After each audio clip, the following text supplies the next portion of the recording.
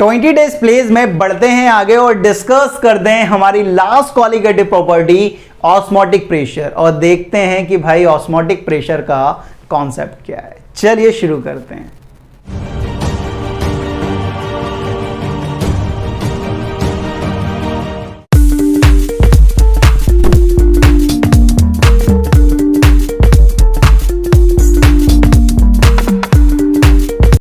Hello everyone, कैसे हैं आप? This is chemistry Baba. Welcome to chemistry Adda, एक ऐसा प्लेटफॉर्म जहां पर आप केमिस्ट्री को फील करते हैं। 20 डेज प्लेस चल रही है, एग्जाम का मौसम आ चुका है भाई और आप एकदम मस्त तरीके से तैयारी कर रहे हो और अपने बोर्ड में 95% लाने की पूरी कोशिश कर रहे हो। बिल्कुल ईमानदारी से मेहनत करोगे तो 100% गारंटी है कि 95 के ऊपर ही आप ला सकते हो।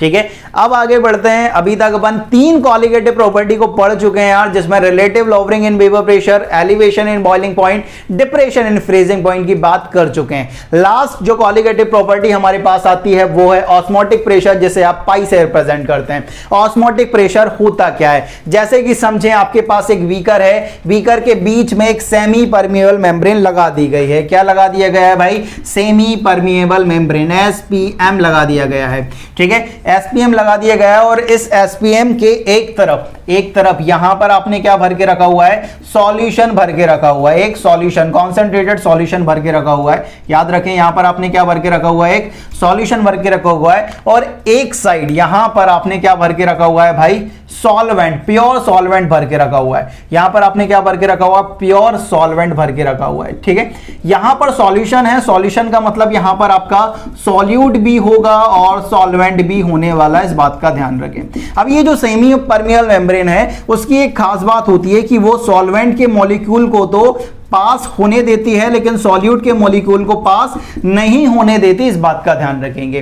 ठीक है, अब होने क्या वाला है कि यहां पर सॉल्वेंट की कॉन्सेंट्रेशन ज्यादा है, यहां पर सॉल्वेंट की कॉन्सेंट्रेशन कम है। तो अब होगा क्या कि सॉल्वेंट का मूवमेंट होगा भाई। कुछ सॉल्वेंट के मॉलिक्यूल यहां से उठेंगे, यहां जाएंगे, कुछ सॉल्वेंट के मॉलिक्यूल यहां से जाएंगे, यहां जाएंगे भाई। अब यहां पर भी सॉल्वेंट पास हो सकता है भाई, कुछ यहां से यहां भी जाएंगे, कुछ यहां से यहां भी जाएंगे, यहां से यहां भी जाएंगे। लेकिन अगर नेट मूवमेंट की बात करूं तो नेट सॉल्वेंट का मूवमेंट कहां पर होगा? यहां पर सॉल्वेंट के मॉलिक्यूल ज्यादा हैं और यहां पर सॉल्वेंट के मॉलिक्यूल कम हैं, तो नेट जो डायरेक्शन आएगा सॉल्वेंट का वो कहां से कहां आएगा? यहां से, प्योर सॉल्वेंट से सॉल्यूशन की तरफ हमारे सॉल्वेंट मॉलिक्यूल मूव करेंगे भाई। अब यहां पर थोड़ा सा सोचो कि सॉल्वेंट मॉलिक्यूल यहां से यहां मूव कर रहे हैं, नेट जो मूवमेंट है वो प्योर सॉल्वेंट से सॉल्यूशन की तरफ है। हायर कॉन्सेंट्रेशन ऑफ सॉल्वेंट से लोअर कॉन्सेंट्रेशन ऑफ सॉल्वेंट की तरफ ये मूव कर रहे हैं। अब सॉल्वेंट मॉलिक्यूल यहां पर आ रहे हैं, आपसे कोई कहे कि भाई इस सॉल्वेंट के जो मूवमेंट है उसे मुझे रोकना है, क्या करना है? इस सॉल्वेंट के मॉलिक्यूल मूवमेंट जो है उसे रोकना है, तो आप क्या करोगे यार कि यहां पर सॉल्यूशन की साइड क्या लगाओगे? एक पिस्टन लगाओगे। क्या करोगे? एक पिस्टन लगाओगे। ठीक है, और यहां से आप क्या करोगे? एक एक्सटर्नल प्रेशर देना स्टार्ट करोगे, पी एक्सटर्नल लगाना स्टार्ट करोगे। यहां पर आपके पास सॉल्वेंट आ रहे हैं, आपने यहां पे एक पिस्टन लिया, इसे दबाना स्टार्ट कर दिया और जितना एक्सटर्नल प्रेशर आप यहां पर लगाओगे जिसकी वजह से ये जो सॉल्वेंट का मूवमेंट है वो रुक जाए, उस प्रेशर को ही, उस एक्सटर्नल प्रेशर को ही आप क्या बोलते हो? Osmotic pressure. ये बेसिकली सॉल्वेंट जो मूव कर रहा है from their higher concentration to lower concentration, इस फेनोमेना को, इस प्रोसेस को आप ऑस्मोसिस के नाम से जानते हो। और इस ऑस्मोसिस के रोकने के लिए जो आपने प्रेशर, एक्सटर्नल प्रेशर अप्लाई किया है, वही किसके बराबर है? ऑस्मोटिक प्रेशर के बराबर है, जिसे आप पाई से रिप्रेजेंट कर रहे हो दोस्त। ठीक है, पाई क्या है? एक ऑस्मोटिक प्रेशर है, एक एक्सटर्नल प्रेशर के बराबर है, जिस प्रोसेस से, जिसकी मदद से आप ऑस्मोसिस फेनोमेना को क्या कर रहे हो? रोक रहे हो भाई।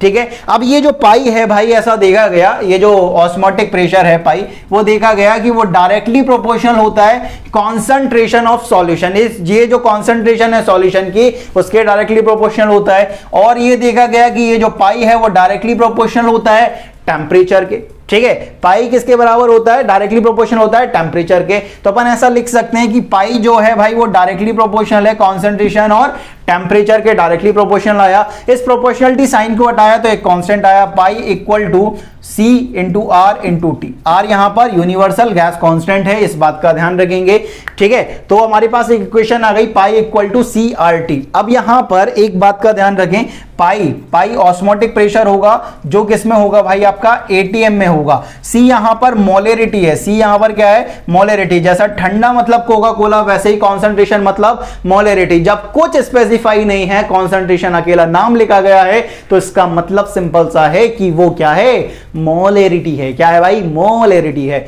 ठीक है। और मोलेरिटी मतलब मोल पर लीटर में होगा ये, ठीक है, मोल पर लीटर में होगा। आर यूनिवर्सल गैस कांस्टेंट है, आर क्या है भाई आपका, यूनिवर्सल गैस कांस्टेंट है, यूनिवर्सल गैस कांस्टेंट है, जिसकी वैल्यू, आर की वैल्यू कितनी होगी भाई, 0.0821 लीटर एटीएम पर मोल पर केल्विन, ठीक है। आर की वैल्यू याद रखना है, आर की वैल्यू क्या पुट करोगे, 0.0821 लीटर एटीएम पर मोल पर केल्विन। टी यहां पर टेम्परेचर है यार, और जिसे आप केल्विन में पुट करोगे, जिसे आप केल्विन में पुट करोगे, याद रखोगे। पाई एटीएम में है, सी मोलेरिटी, मोलेरिटी मतलब number of moles of solute upon volume of solution in litre. R universal gas constant, जिसकी value 0.0821 litre ATM per mole पर केल्विन। टी यहां पर टेम्परेचर है, जिसे आपको केल्विन में पुट करना है। तो pi equal to C R T, इतना सा ध्यान रखेंगे ऑस्मोटिक प्रेशर में। अब यहां पर ऑस्मोटिक प्रेशर में एक छोटी सी डेफिनेशन और आती है आइसोटोनिक सॉल्यूशन कि आइसोटोनिक सॉल्यूशन होते क्या है। यहीं पर अपन समझ लेते हैं आइसोटोनिक सॉल्यूशन होते क्या है। आइसोटोनिक सॉल्यूशन, आइसोटोनिक सॉल्यूशन, ठीक है। आइसोटोनिक सॉल्यूशन का मतलब क्या है, ऐसे सॉल्यूशन जिनका ऑस्मोटिक प्रेशर अगर सेम है तो उन्हें आप क्या बोलते हो, isotonic solution. Solution which have same osmotic pressure are called isotonic solution, ठीक है। इसमें लिख लेना भाई डेफिनेशन, ठीक है। क्या है भाई, solution which have same osmotic pressure are called isotonic solution. मतलब उनका osmotic pressure pi 1 equal to क्या होगा, पाई 2 होगा।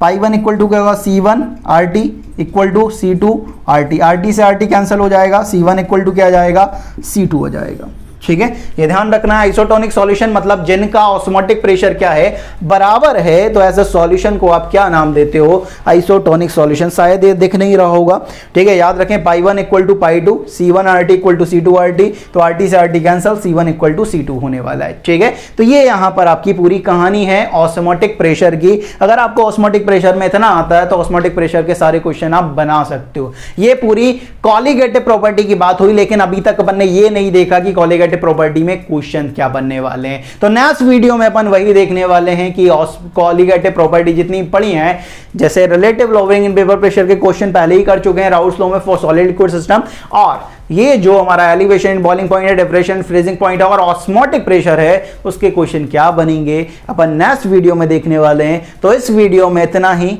तब तक के लिए पढ़ते रहें। जय हिंद, जय भारत।